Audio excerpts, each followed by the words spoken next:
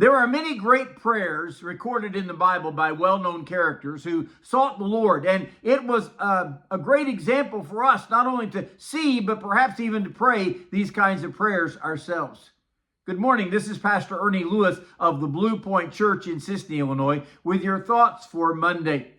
We know that the psalmist was a man after God's own heart. That's what the Bible tells us. He spent some time as a young shepherd boy, and he wrote songs of prayer and praise out in the fields alone with God. One of those prayers is recorded in Psalm 139. And he begins this psalm talking about God's perfect knowledge of man and how he knows that God has known him too. He prays this prayer in Psalm 139:23. O Lord, you have searched me and known me. You know my sitting down and my rising up. You understand my thoughts afar off. Now, this might be comforting that God knows all about us, or it might be disturbing knowing that God knows all our thoughts afar off. So David finishes this psalm with a prayer of introspection, with a prayer of cleansing. He says, "Search me, O God, and know my heart.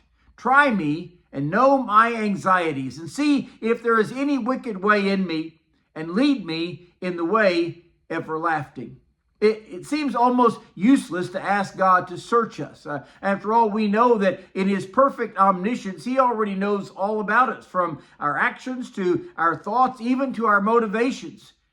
And David began this psalm by saying, "O Lord, you have searched me and known me."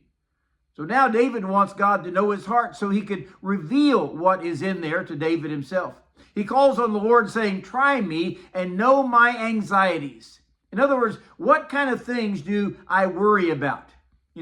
We find that our anxieties usually reflect the places in our lives where we worry the most. What kind of things seem to scare me, or what are the things that make me most anxious in life? We realize the real problem is that those are the areas where we are not trusting in God. In other words, God, if you would reveal my real anxieties, perhaps I could learn to turn them over to you and trust you more.